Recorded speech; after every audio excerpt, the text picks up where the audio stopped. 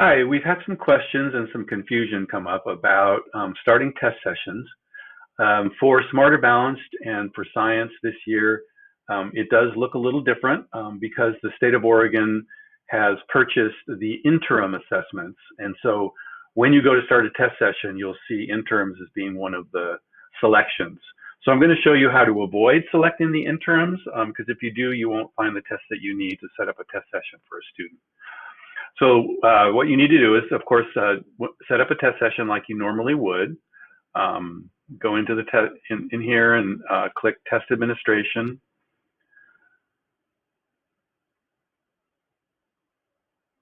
And then over here on the far right, start a new session now. And here's the choices that you get. And this is where some of the confusion comes in because you've got these 4 choices. And you see this one says summative content area assessments, and this one says Smarter Balanced ELA and Math interims. And it would be pretty easy to just read Smarter Balanced and say, oh, that's the one I need to select.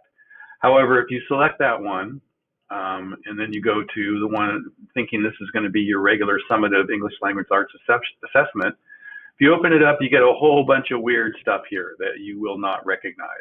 And the reason that you're getting this is because you're in the interim assessments, you're not in the summative assessments. So if you get that, you need to go back and for ELPA summative, for Smarter Balanced, ELA and Math, and for science, you need to select summative content area assessments. So you click the little arrow there and look at that. There are your 3 different assessments. And then of course you open one of those up. You only have the CAT this year as a selection. There is no performance task. You open that up, you select your grade level by clicking the box, and you're ready to go. So that's just a quick tutorial and showing you how to avoid trying to start a test session using the wrong assessment.